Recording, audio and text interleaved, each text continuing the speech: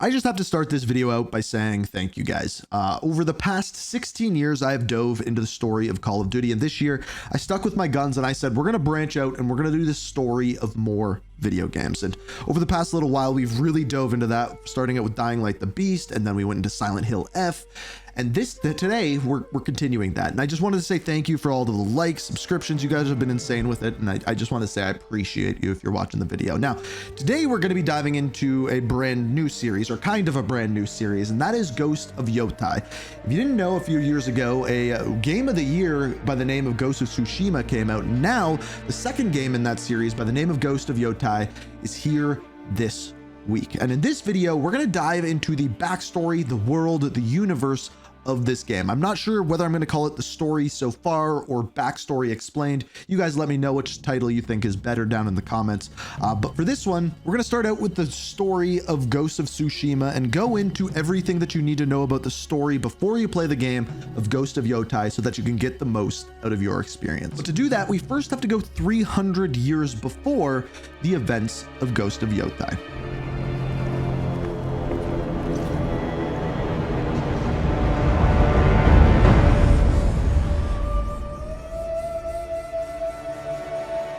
So the story of Ghost of Tsushima starts out in the year 1274 in feudal Japan. The Mongols have pushed forward a fleet trying to invade Tsushima, an island in Japan. At this point, the island's pretty much completely captured by the Mongols, and there's about 80 samurai giving a last stand.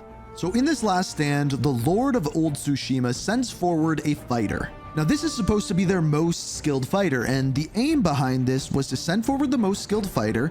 They would fight the Mongols' most skilled fighter, and instead of having a big war, they could settle things that way, as the samurai's numbers have dwindled. But instead, this is what happens.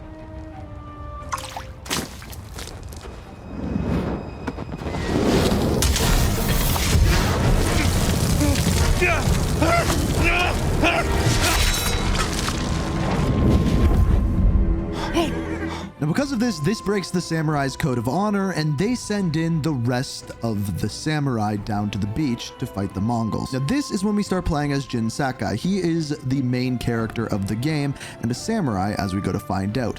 When we hit the beach, we end up seeing the leader of the Mongols, and we are about to end this thing. And this is when we get bombarded from ships. Now, Jin gets hit hard, and when he wakes up, he sees his uncle, Lord Shimura, in the hands of the Mongol leader.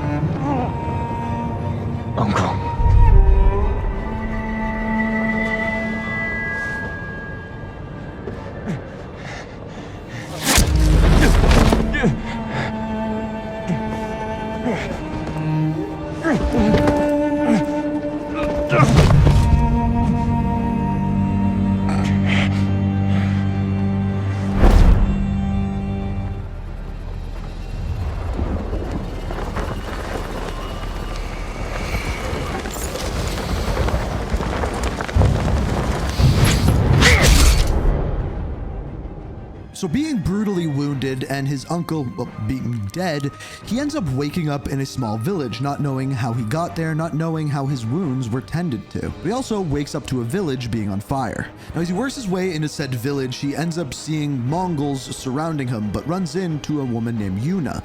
Turns out she's a thief, but he also lets him know that his uncle might actually be alive and held hostage by the Mongols. Now, she assumes that he's being held in a castle called Castle Canada, and no, not the place that I live. So what he wants to do is go and save his uncle and mount a rescue. However, the problem is she says he's not ready and not strong enough to actually do that. The reason why he wants to do that is if he gets his uncle, then Lord Shimura can actually contact the Shogun, the head in mainland Japan, and they can send a rescue team. But again, she says he's not ready. Now, Yuna actually lets him know that she didn't unselfishly save him. She needs Jin's help in order to save her brother, who has also been taken by the Mongols, and Jin says that he will do so after they save his uncle. So they work their way to Castle Canada. By the way, before you write in the comments, I know I'm probably pronouncing most of this stuff wrong. I'm trying my best here. Now, when getting to the castle, he calls out Khotan Khan, and lo and behold, his uncle is still alive. So the two start to fight. And the fight is actually going okay, and even Jin gets a couple of shots in, but by the end, he ends up getting thrown off a bridge and falling a very long way. And when he lands, he ends up having a flashback as a young child when his father was also being killed. And again, he was helpless, unable to help him, and he doesn't want to have history repeat itself with his uncle. Now, while we're here, I feel as though we should talk about Jin's childhood a little bit and his upbringing. So Jin's father was a man named Kazumasa, probably saying that wrong, but he was a samurai, so a pretty disciplined household. Now he was trained by his father, but also Lord Shimura, and he grew up with his best friend being Ryuzo, who would end up following the path of the Ronin. More to come on that one. So Uncle Shimura was on his mother's side, and at some point during his young life, his mother got ill and actually passed away. Now after this, he was raised by the maid of the house, Yuriko, as well as his uncle, and his father became more and more distant, not knowing how to deal with the grief. Now, it was at this time that his father was sent to Iki Island to pacify the area, and he brought Jin with him to kind of show him what he does, almost like a bring your kid to work day. Now, very quickly, his father got called the Butcher of Iki Island, but one day was kind of captured and surrounded by raiders, and his leg was injured or broken. He called out for Jin to help him, but Jin, being scared, wasn't able to do so. And this became basically Jin's biggest motivator in life, to never feel or do anything like that ever again, or not do anything like that technically. Now, it was after this he was given his father's sword at the funeral, and his uncle, Lord Shimura, would teach him the ways of the samurai. Now that you understand a little bit of his backstory, let's go back to the big fall. In desperation, he looks at the clan Sakai symbol on his sword and asks his father what he can do to save his uncle. And all of a sudden, the wind starts blowing and leads him back to Yuna. Now, Jin then admits that he's going to need help if he's going to get his uncle back, and asks for Yuna's help as well as two other people. First, Sensei Shigawa and Lady Masagawa Dashi. She also says that if Jin saves her brother, he's the best blacksmith on the island and will be able to help him. And he says that he needs something to help him scale the walls of Castle Canada. It was after this point that the game goes into open world, and you can kind of do things in any order you please. The first thing we do is we go to a prison camp where we think Taka is, aka the brother and the blacksmith. However, Jin ends up breaking some of his code as he thinks an honorable fight is the way to go, but he ends up being stealthy, which again is against his code. Now, Taka is not there, however, one of the prisoners lets him know where they think he is. So it's another camp that they end up Trojan horsing their way in on a sake wagon, and upon getting there end up running into a slaver who they follow. And lo and behold, they follow him right to Taka, they save her brother, and they escape. They end up making their way to a forge, which is an area that the Mongols have overrun, so they push them out, defend the area, and then we find out that Taka needs his assistant by the name of Yu-Gi-Oh! Oh, it's not Yukio. There we go. So Jin ends up saving him along with his sister. When they make their way back to the forge, the Mongols are there waiting for him, and immediately Jin clears them out. This is when Yuna kind of gives a speech about Jin. You are more than a samurai. He is a vengeful spirit, back from the grave to slaughter the Mongols. Hence where the name Ghost of Tsushima comes from. But it's after this that they light the forge and they get to work on forging weapons. Next, he goes after Sensei Shigawa, and when he gets to his dojo, he realizes it's already been attacked. Sensei Shigawa is a legendary archer, and he follows the blood prints all the way, well, right to him. Essentially what ends up happening is he agrees to help Jin for one thing. He has to find his student. Now, they believe the student is taken to a nearby fort, and before going to attack it, they gift Jin with a brand new bow and arrow. And then they attack the fort with the bow and arrow. Now, when they get to the fort, things end up getting weird because they realize that Tomoe, the student, wasn't actually a prisoner here. They were proving themselves to the Mongols, slayed several people, and this is where the truth eventually comes out. I demand an answer. She attacked me. Not bandits. Tomoe. Why? She has no idea what it means to be samurai. You drove her to the Mongols. Do not judge me. Do not lie to me. I can't let Tomoe teach my way of the bow to the enemy. And we will stop her. This is my fight. I don't need your weapon. No. You need me. So essentially, Jin agrees to help put an end to the student Tamoe so that he's unable to teach the way of the bow to the Mongols. And in return, the sensei will end up helping him. That is exactly what happens. So next, he goes after Lady Masakawa Dashi. Now, when he gets there, he realizes that most of the tribe has been assassinated by, well, assassins. Meanwhile, the women and children seemingly escaped out the window. And after dealing with the assassins, he eventually tracks down Lady Masako. So Jin asks for the help of the Adachi clan, but she says most of them are dead and killed from within, and they want to find the perpetrators, so Jin helps. So they eventually track down the perpetrators and, doing what they always do, eliminate all of them. However, when they end up doing that, they also find a list of co-conspirators, which is literally labeled list of conspirators, and being upset, yet understanding, Lady Masako joins Jin. He also decides that what would be beneficial to him is work with the Straw Hat Ronins, and that's exactly what he does, and follows a path of dead Mongols to find where they are. And eventually runs into one of them, an actual old friend of Jin by the name of Ryuzo. Now Ryuzo tells him that the Ronin are all sick, hurt, dying, and starving to death. And Jin promises that once they save his uncle, he can repay them, give them money, and they will be saved. But Ryuzo states that the Ronin are too starving to actually even be able to help him, especially just to save one man. So Jin simply tries to find them some food so that they're able to help. Now Jin is unable to find any food, but what he can find is the Mongol plan, which he shares with Ryuzo, and in return, Ryuzo says that he will help. Now, it's at that time that they go back to the forge and start to plan their attack on Castle Canada, and when they do, Jin is informed that him as a ghost has already kind of spread, and the Mongols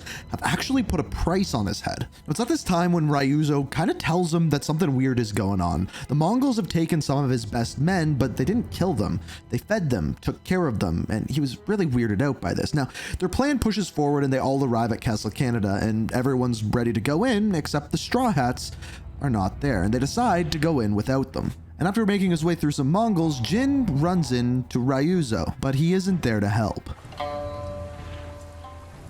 Ryuzo. The Khan put a bounty on the ghost. Anyone can claim it. You wouldn't. My men are starving, Jin. Help me save my uncle, and he will reward your men. He will make you samurai.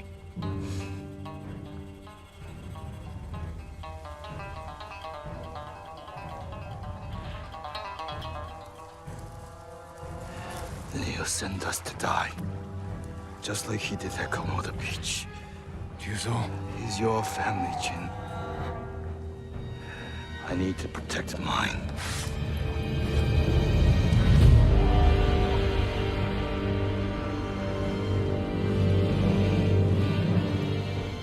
So they end up fighting, and Jin eventually leaves, not killing Ryuzo, but injuring him, and he runs away. Now, after fighting through more Mongols, climbing the keep, he eventually finds his uncle, Lord Shimura, and rescues him. Now, after this, you end up taking out the rest of the remaining Mongols and take back Castle Canada. Now, it's at this time that Koden Khan, along with Ryuzo, make their next move. And this is to go to their castle, Castle Shimura. Now, General Khan states that he would like to take the castle and do it without a battle if they would just open up the gates and let them inside. They'll give them food, they'll take care of them.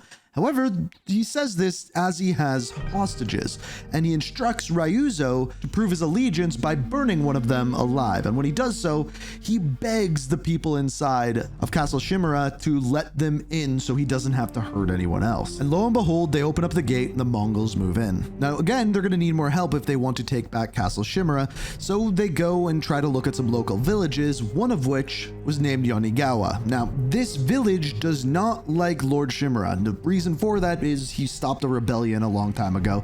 Now, Yuna knows this because she grew up in Yonigawa, and the deal that they agree upon is if Yuna gets these people on their side, she gets safe passage back to mainland Japan.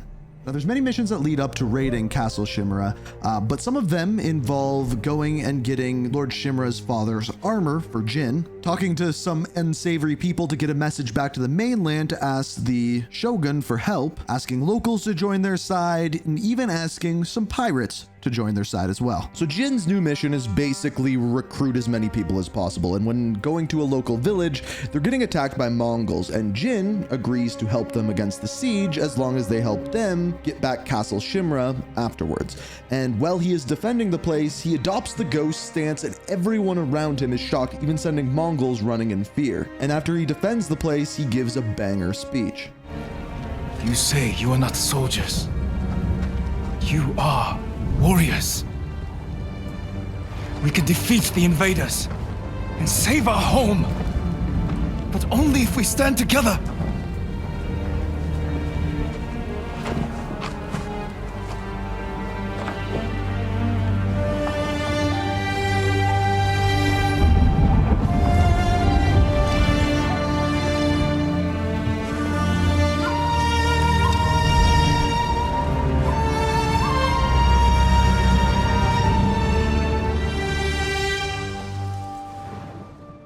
So after this, Jin goes back home and gets his father's armor, as well as kind of getting reacquainted with kind of the family caretaker back at home. After a long set of missions, learning how to craft poison from her, and even honoring the family alongside her, she peacefully passes away. He then goes and talks to the pirates, specifically someone by the name of Goro, and says that he needs to get a message back to the mainland to get the shogun sent over to the island. Problem is, his boat is currently being attacked and we need to defend it. So we do that, and he is able to send the message over to the mainland. Now, it is after this that Lord Shimura lets Jin know that after the war is all done, he wants to adopt Jin because he has no heirs. So that's a cute little moment, but then after that, he lets him know that their next step is essentially waiting for the rest of the samurais to come from the mainland and then siege their attack. Now, there is one other plan that they need to do before the attack, and that's essentially taking a nearby fort for a tactical advantage when they take back Castle Shimura. Now, when they do so, we find out that it's being defended by the Straw Hats and specifically Ryuzo, so Jin thinks this is a good opportunity to enact revenge. He asks Yuna to join him. She refuses, saying she wants to go back to the mainland, but her brother, Taka, says that he wants to join. Jin refuses, but it doesn't matter because he shows up anyway. Now, right when he starts to confront Ryuzo at the fort, well, he gets hit in the back, and when he wakes up, he is tied to a post as well as Taka. Now, the other thing is when he wakes up, he also sees Khan is there as well. In a kind of power move, he asks Jin to join him and be his second in command. Of course, Jin refuses, so he gives Taka his sword and says, hey, you go kill Jin then. However, he likes Jin, and they've worked together, they've built a relationship, so he turns on Khan, and well, let's just say Khan was very, very ready for him, and beheads him. He leaves Jin tied to the pole. Why he doesn't kill him, I don't know, but he leaves him tied to the pole, and he eventually breaks free and in a rage, basically kills everyone throughout the entire fort. And this is when Yuna shows up. Jin, Yuna, I just saw the Khan ride out with Ryuzo. Where's Taka? I know he's here. He left a message saying he'd followed you. Where is he? No. No!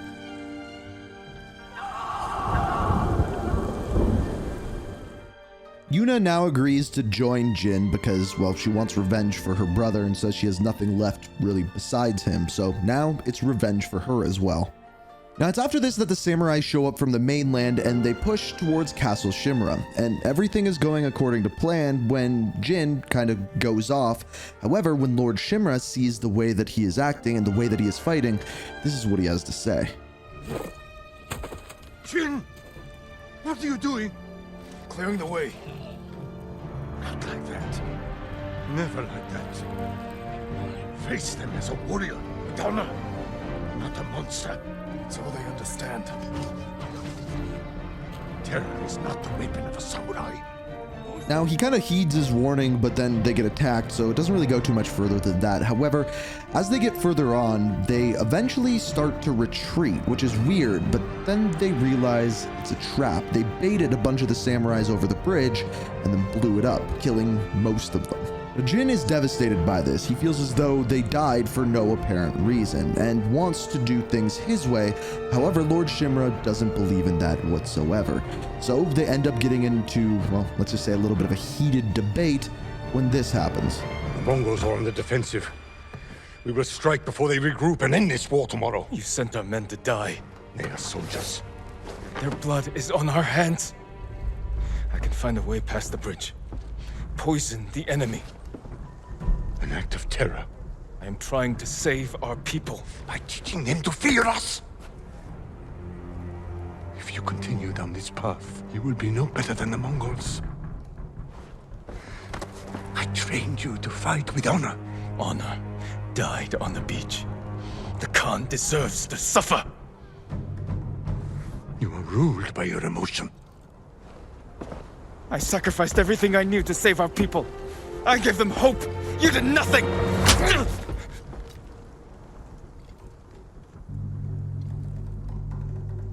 No. We're finished. So not listening to the Lord whatsoever, he instructs Yuna to go get as much poison as possible, and they're gonna sneak in and poison the Mongols' milk. No, I know that sounds fake, but literally their milk. So he sneaks his way into the base, poisons their milk, they all die one by one, and when he confronts the main building, he doesn't run into the Khan, but rather Ryuzo. He fights Ryuzo and kills Ryuzo. So Lord Shimura is angry that Jin did this. He's angry that he defied him. He's angry that he did this, but specifically angry because he knows that the Shogun are going to hold someone responsible for using poison and not fighting honorably. Now this probably leads to the most important cutscene and the one that kind of ties the whole ghost thing together. The Shogun will demand a head. But it does not have to be yours. I know. She drove you to this. Uncle. Renounce the ghost. You must blame her for this outrage.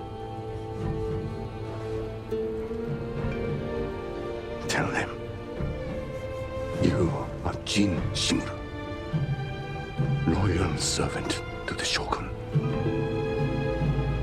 My heir.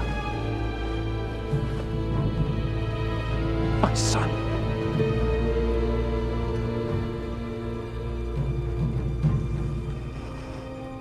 I am not your son. I am the ghost.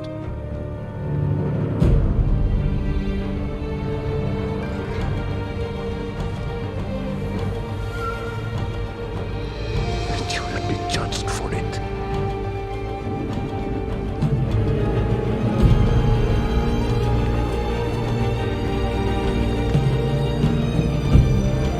Find the Khan. Jin. Taka. Go.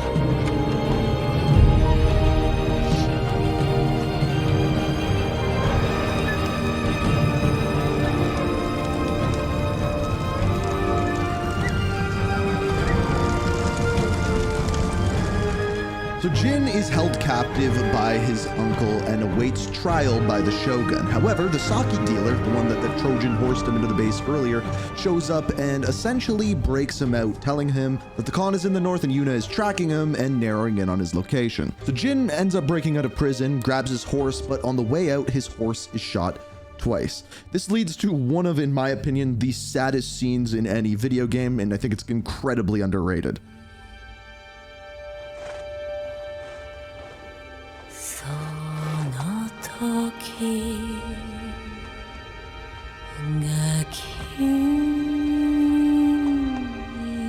た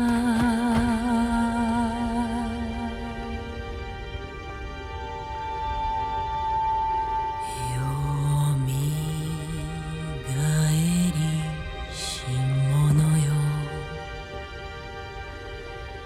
よみがえりし者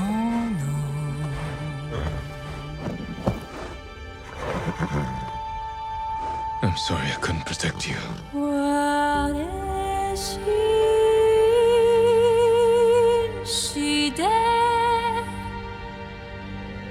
あれ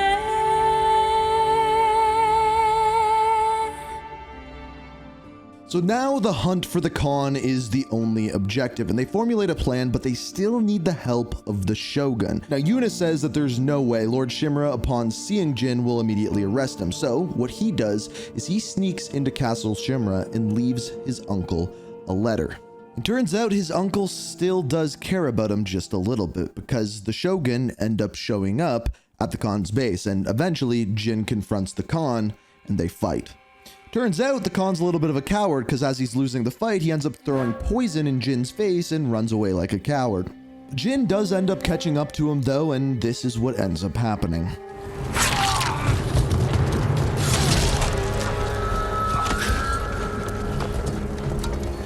We will be remembered forever.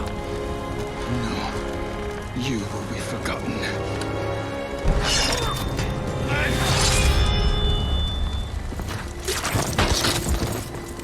So the Khan may be defeated, but the Mongols are still widespread across the island, so they stay and try to take them out one at a time. Lord Shimura still wants to meet up with Jin. The Shogun has disbanded Clan Sakai. As of today, you are no longer samurai. I sacrificed everything for my people. And I would do it again. New samurai are coming to replace those we lost. They will occupy your land and estate. I have to say goodbye to my home.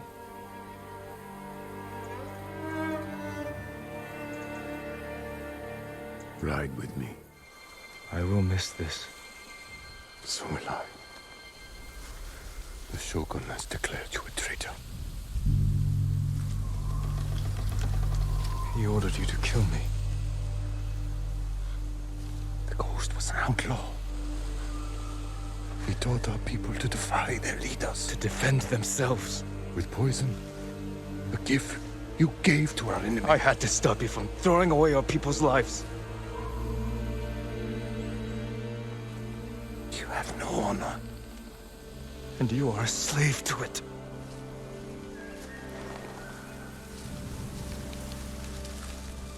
You are my son. Now I must continue the line of Shimura without you. I must start a new family. And my head is the cost. Taking it is my punishment.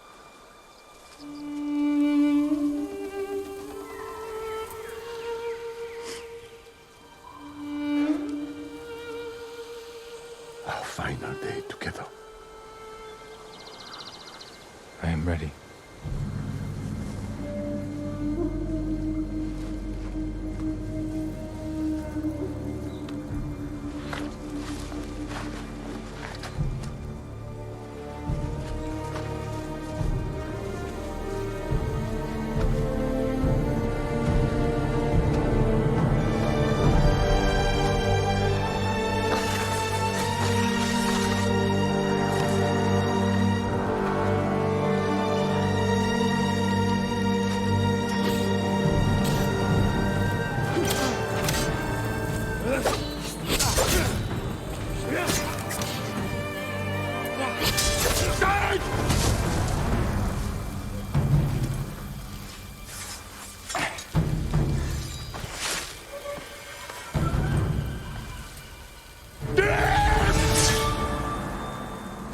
Now, once the fight is over, you have two options. Number one, you can walk away, leaving Lord Shimura in shame, or number two, you can give him an honorable death, which he wants. Either way, what ends up happening is the Shogun consider you a traitor, and you're kind of just walking around a wanted man. Everyone is kind of against you. This is where we get to the DLC called Iki Island, which, if you remember, was the same place that his father went and was killed at. Now, the people of Iki Island are really not that fond of samurais or his father being the butcher of Iki Island, so he kind of has to conceal his appearance and not make it quite as known who he is as he goes to the island. But essentially, he hears of someone by the name of the Eagle who is on Iki Island who is trying to take their group of Mongols across the water and over to Tsushima. So in other words, he's going to figure out what's going on with that. There's massive storms going on around Iki Island, and their ship actually gets hit by lightning, set on fire, and they get tossed into the water. However, the horse, as well as Jin, both make it to the island. Now, when working his way to a fort that his father actually founded, he gets surrounded by Mongols. There's too many of them, and they are too strong, and he gets captured and brought to the Eagle. Are you the Eagle?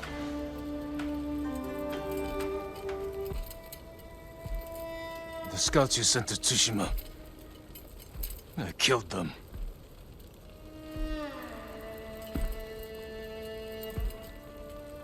Khotun Khan is dead.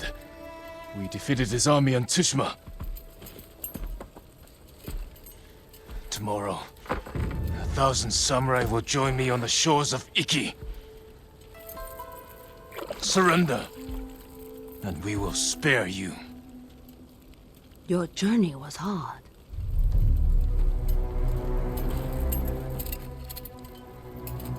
Drink. There are easier ways to kill me. I do not harm my guests. So basically, Jin starts tripping out. The first thing that he sees is Yuna, but then eventually sees his father on a pile of dead bodies, assumably being the butcher of Iki. That makes him feel guilty. Number one, for not helping his father, and number two, for what his father did. Now, the eagle offers to actually help him go through this guilt and get through all of this. As she says, the guilt is just going to become more and more and eventually overwhelm him. Now, as he trips out more and more, eventually he is saved by someone by the name of Tenzo, and he tells him he was under the influence of a shaman. That's kind of what happens. They make you trip out and try to kind of control you with your trip. Now, essentially, Tenzo is a raider. These are the people that are kind of native to Iki Island, and they are not a fan of the samurai. However, he brings them to the base and tries to convince them to actually work together, and they do.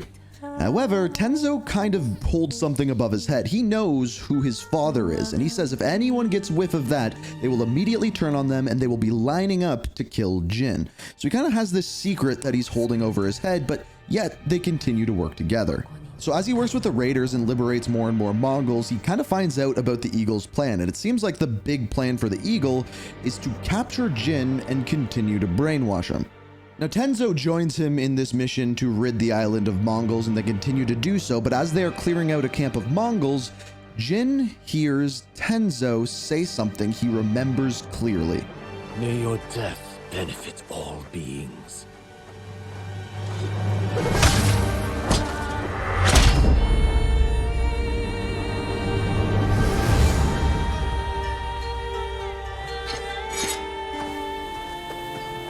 Jin? May your death benefit all beings. I've heard that before. From my father's killer. You're hearing things. It's the eagle's poison. Say the prayer for yourself before I end your life. Now, Tenzo tells him and admits to pretty much everything, and even goes as far as to say, listen, you can finish the job, kill me here, I did it, I killed your father. I don't even know how I did it, he was a much better swordsman than me. But then Jin does this. Not yet.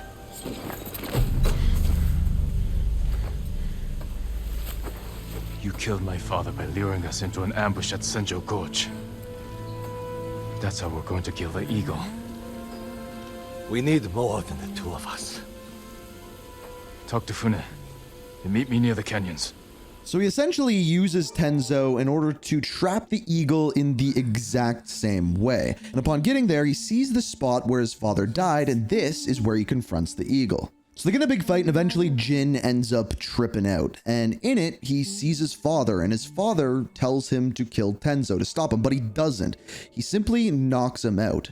And at this point is confronted with a decision. He can finish off Tenzo, but at that point, it's not going to save his father. And this is kind of a metaphor for him letting go of the past, forgiving himself for his inaction previously. And eventually, throughout the fight, he ends up killing the eagle. All of this being a metaphor for getting rid of the darkness of his past and moving on into the future. This is actually the end of Iki Island, and Tenzo ends up living, and the two of them work together to rid Iki Island of the Mongols. I found something new to live for. Now, Ghost of Yotei takes place in Mount Yotei in 1603, taking place 300 years into the future in Hokkaido, Japan, in a completely new location with obviously a completely different character, but yet another ghost. So the beginning of the story doesn't take place in 1603, it actually takes place in 1587. In a small village near Mount Yotei, a small girl by the name of Atsu is living amongst her family when one night, a mysterious group of people known as the Yotei 6 show up. This is a group of outlaws led by someone by the name of Lord Saito. They come into this village, they destroy the whole thing, rob the entire place, and kill nearly everyone. Now her family fights back, but they're no match for the Yotei 6, and one by one they are taken out, and in the final action, Lord Saito takes her father's sword and stabs her with it. Now, this pins her to a tree, and he leaves her there in the burning village to let her burn to her death. Now, of course, he assumes that this child died. However, she doesn't. She is now an orphan with a ton of pain in her heart, and she wants revenge. Now, the story actually picks up in the year 1603, as we mentioned before, and at the time, she is wandering around the Yotei area and works as a sword for hire. Interesting thing about Atsu is she has nothing to lose. She has no family, no background, no banner that she fights under. She just has this memory, and she gets wind of the Yotei 6. And she wants vengeance, she wants revenge, so she swears to herself that she's going to hunt down each and every one of them. However, she doesn't have the skill needed to do so, so she needs something more. So she takes on the spirit of the Onryo, which is a vengeful spirit that she uses fear techniques like masks and things along those lines to scare her enemies. And slowly a legend starts to spread of a ghost who rose from the ashes and is now seeking revenge, leading to the birth of the Ghost of Yotei. Now, Atsu is going to be forced to go to the different edges of the area. Each of these Yotei 6 kind of rule a different area that she is going to need to go to. And this is the 6 of them. Snake is a master of poison and a person who controls the black markets within the area. Oni, who controls mercenary and rules them through fear. Kitsune, a trickster who weaves illusions and manipulates his allies to do his bidding. Spider, someone who builds traps and forts across the area. Dragon, a warrior whose might kind of rivals the samurai. And finally, Lord Saito, the person, the leader that shattered the life of Atsu. Now, the Ghost of Yotei can go after any of the 6 in any order which she pleases. However, each time she uncovers more of the secrets behind them and what truly happened with her past. Now, in her journey, she will see many different places across their land, be left with many choices, who to side with, who to not, who to trust, if any at all. As she kills more and more, the question to be left is she still human, or is she the ghost of the mask that she wears? And those are the questions that we're going to answer throughout the game of Ghost of Yotei. Now you've been fully filled in on the story of the past and the story that is about to be told very, very soon. If you're excited for the game, be sure to hit the like button. And if you want to stay up to date on all video game stories, be sure to hit the subscribe button, turn notifications on. And ladies and gentlemen, that is the story of the 2 ghosts we have so far.